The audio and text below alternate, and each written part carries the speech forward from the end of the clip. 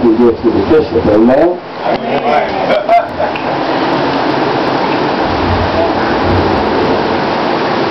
Now my Bible, I'm reading from the New American Standard, so it's going to read a little bit differently.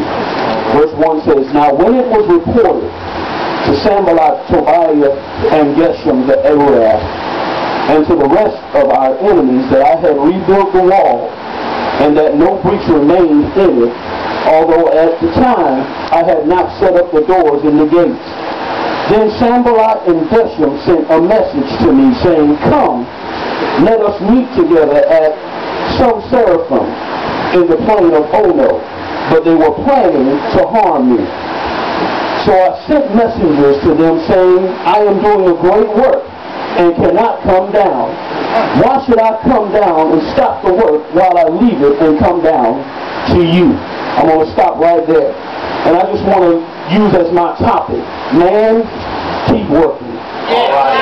Now, as we begin to look at this particular book right here, we understand that there was something going on. And to know what was going on, first of all, Sanballat, Tobiah, and Geshem represented three separate factions that were coming against the children of Jerusalem. Sanballat was a Horite and a very influential Samaritan. As a matter of fact, he was the governor of Samaria. Tobiah was an Ammonite. He was the head of a family of wealthy landowners with relatives among Jerusalem notables. And Geshem, the Arab, that's the one we need to keep our eyes on. He represented the Persian government. Now all of this situation that was going on with the wall being rebuilt, it was all started because of the position that Nehemiah held. Now in order to know what Nehemiah did, Nehemiah was the cupbearer to the king of Persia. Now the people all around him, Tobiah, Sanballat, and Geshem, did not want Jerusalem to have the walls rebuilt. That way they can come and attack anytime they wanted to. Come in and just run roughshod anytime they wanted to. So what Nehemiah did was he spoke to the king. And being that he was the king's cupbearer, that made him almost one-on-one with the king. That means wherever the king went, Nehemiah went. When the king went to bed, Nehemiah went to bed. When the king rose up and brushed his teeth, Nehemiah rose up and brushed his teeth. Because everything the king did, before he touched it, Nehemiah touched it. So when you get Nehemiah in a position now to go to the king and say, King, the walls are in ruin, and my people will perish if I don't get busy. See, a lot of times what happens to us as men is that we need one person to step up and lead out. Nehemiah was that one man who stepped up and began to lead out for the people. Now we see that as Nehemiah went before the king and king gave him the authorization to go back and rebuild the wall, here come the enemy. Now it all started with Geshem. Because if you go down to verse 6, the Bible says that Geshem, they changed his name, sent another letter stating something totally different than what was happening. Geshem said, you be rebuilding the wall because y'all planning to attack. When he only wanted to rebuild the wall because he wanted the people to feel security. He wanted the people to understand that within these walls there is safety. We're all right because the king says we're all right. But now here comes our enemies. Now how many times have you tried to get yourself together? Stop drinking, stop smoking, stop hanging out with them fools on the corner. And the moment you think somebody has something negative to say about you, so you have to look at this thing on the other side. Nehemiah represents all of us in here. Every man in here has the ability to step up and to step out. But on side of every man that has the ability to step up and step out, there is a Sanballat, there is a Tobiah, and there is a Geshem. And sometimes the Sanballat, Tobiah, and the Geshem is in your own house. I know I got 15 minutes and I'm going to sit myself down. A lot of times we can't accomplish the things that we need to accomplish as kingdom building men because we're too busy holding on to jokers who don't want to do that. Sometimes you got to let some people go in order to get where God wants to take you. Listen, in order for me to walk the walk that God has for me, it's some friends I can't walk with. It's some folks that I can't deal with. It's some people I can't shake your hand. I can't hug you. I can't ride in your car. I can't eat at your table. I got to let you know. If I want to keep working. But what we do is, because we want to stay saved and still keep friendship, I'm going to hang out with you just enough so keep our friendship. But it comes to a point, brother, that I got to rebuild my wall. I got too many holes in here. Too much fornication been around in here. Too much lying been in here. Too much adultery been in here. Too much backbiting in here. But now the wall has to be rebuilt. And the only way for me to rebuild the wall, God is my king. And he's already given me my authorization. Listen, but you got to understand one thing. We fight not against flesh and blood.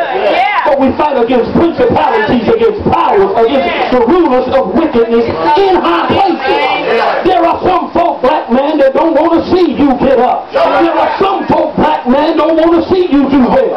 They like to see you on alcohol. They like to see you on drugs. They like to see you with 8, 9 babies and 7 or 8 baby mamas.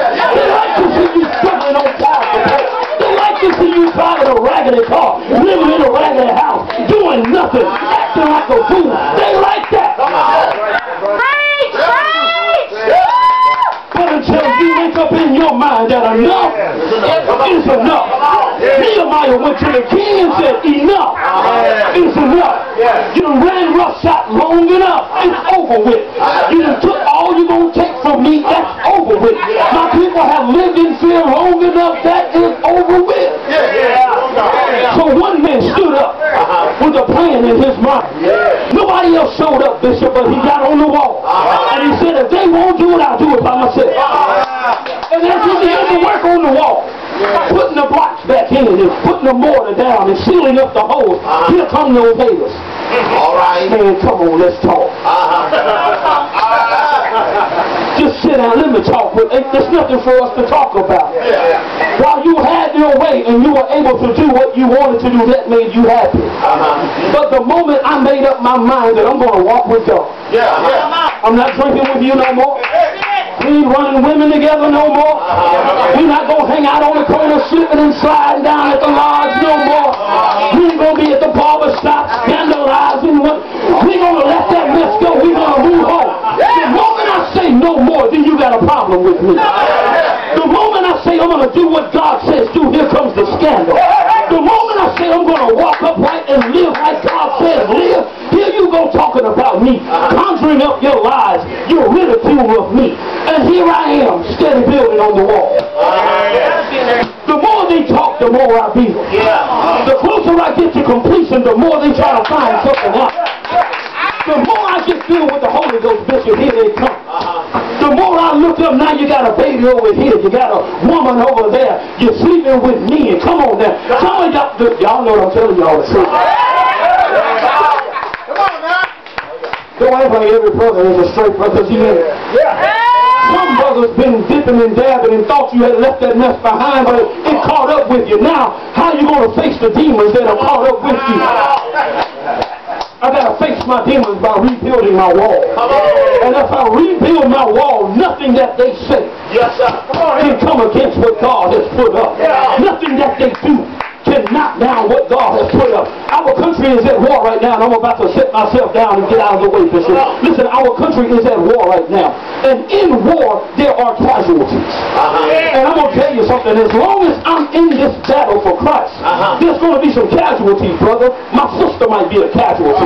My brother might be a casualty. My daddy might be my casualty. My mother may be a casualty. My cousins are going to be some casualties. Listen, even folks in my religious sect might be a casualty. Just because I'm living saved and holy, everybody don't want to see you do right, even in the house of God. There are some folks in the house of God that want to tear you down quicker than folks in the world. One thing I discovered, Bishop, is that as long as I do what folks in the church want me to do, they walk with me. The moment I begin to do what God says to, they come against me. I've learned how to be a bass, and I've learned how to walk by myself. If you're going to be with me, be with me. If you're not going to be with me, that's fine too. I was born by myself, I'm going to die by myself. I'm God's cupbearer. I'm going to do what God says to. So I tasted this thing. The Bible says no man who puts his hand to the gospel power and look back is worthy for the kingdom of God. So I can't look back after I put my hands to it. No matter what's going on behind me, brother, I got to press toward them all. Paul said, forgetting those things which are behind me and looking forward to those things which are before me, I press. So that means that I